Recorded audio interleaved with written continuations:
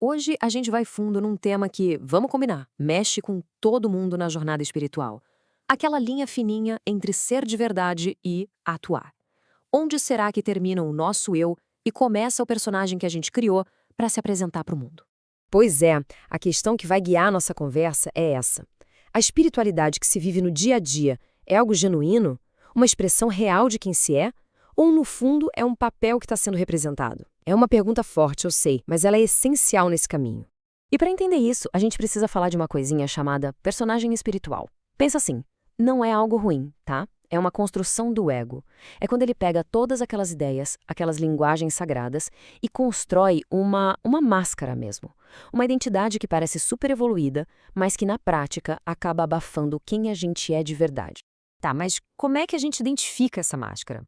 Vamos começar olhando para fora, sabe? Para os sinais mais visíveis, aqueles que aparecem no comportamento, no jeito que a gente se mostra para o mundo. O primeiro grande sinal de alerta é a identificação exagerada com títulos. Sabe? É aquele momento em que uma função, algo que deveria ser fluido e passageiro, vira uma identidade de pedra, uma coisa rígida, fixa. E aqui a coisa fica perigosa, porque é uma armadilha muito, muito sutil. Pensa só, ferramentas que são incríveis, como astrologia, arquétipos, elas servem para libertar, certo? Mas elas podem virar uma jaula. É a diferença entre dizer hoje estou agindo com essa energia e bater no peito dizendo eu sou isso. Pronto. O que era para ser dinâmico vira uma prisão, vira uma performance que precisa ser mantida a todo custo. Agora, o segundo sinal, esse é um clássico. É aquele abismo gigante entre o que se sabe e o que se vive. É acumular um monte de conhecimento espiritual que, no fim das contas, não se transforma em mudança de verdade no dia a dia. E essa frase da fonte original é: um soco no estômago, na boa. Saber que não vira carne é ruído. Para pensar nisso. Se tudo que a gente aprende em livros, cursos, terapias, não muda os gestos mais simples do nosso dia, vira o quê? Só barulho mental. Um ruído que alimenta o ego, e não a alma. E a diferença é gritante, é da água para o vinho. De um lado, tem o personagem. Ele acumula, ele repete teorias, é pura performance. Do outro lado, a verdadeira presença. Aí é outra história. É sabedoria que está no corpo. O foco sai do que se diz sobre espiritualidade e vai para como se vive isso. Nos pequenos gestos, naquela pausa antes de reagir, na coerência entre o discurso e a prática. O terceiro sinal vai direto na motivação por trás da jornada. A busca é pela verdade ou é por um palco? Porque o personagem espiritual, gente, ele precisa de plateia, ele precisa de validação. Então, aqui está o pulo do gato. Se a espiritualidade vira uma desculpa para não lidar com os desafios do aqui e agora, tipo ouvir um familiar com atenção ou cuidar do próprio corpo, ela está servindo de fuga. É o ego se distraindo com histórias grandiosas para não ter que encarar a vida como ela é. Ok, a gente viu os sinais. Mas por quê? Por que se cria esse personagem? Agora a gente vai mais fundo. A gente sai do que se vê por fora para tocar na raiz emocional do problema, o medo que sustenta essa máscara.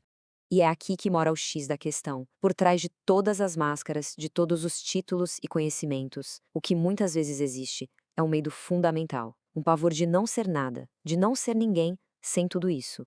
E aí vem a pergunta que o personagem mais teme: quem sou eu se não for nenhum dos papéis? Quem sou eu sem o meu título de curador, sábio ou guerreiro? Esse silêncio que vem depois da pergunta é exatamente o que o ego tenta evitar a todo custo. É por isso que uma reação defensiva ofendida, quando a sabedoria de alguém é questionada, é um indicador muito forte. Ali não se está defendendo a verdade. O que está sendo defendido com unhas e dentes é a casca, é a identidade construída, é a máscara que protege do medo do vazio. Com essa clareza, como a gente faz essa transição? Bom, esta última parte nos mostra um caminho que não é de mais esforço, não. É um caminho de uma coragem diferente. Em vez de buscar mais uma técnica ou mais um livro, o caminho de volta para a presença passa por uma auto-investigação honesta.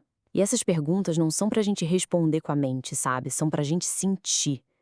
Elas são um convite para observar onde o nosso conhecimento virou só um argumento, em vez de virar um gesto de verdade. E a verdadeira virada de chave é esta. Romper com o personagem espiritual não exige mais esforço para ser espiritual. Pelo contrário, exige a coragem de parar de se esforçar, de soltar as máscaras e, finalmente, apenas ser. E a gente encerra com essa ideia final. A libertação acontece pela coragem de deixar de ser quem não se é. Talvez a verdadeira liberdade espiritual não seja alcançar um novo patamar, mas ter a coragem radical de abandonar as máscaras para que o nosso eu verdadeiro possa finalmente respirar.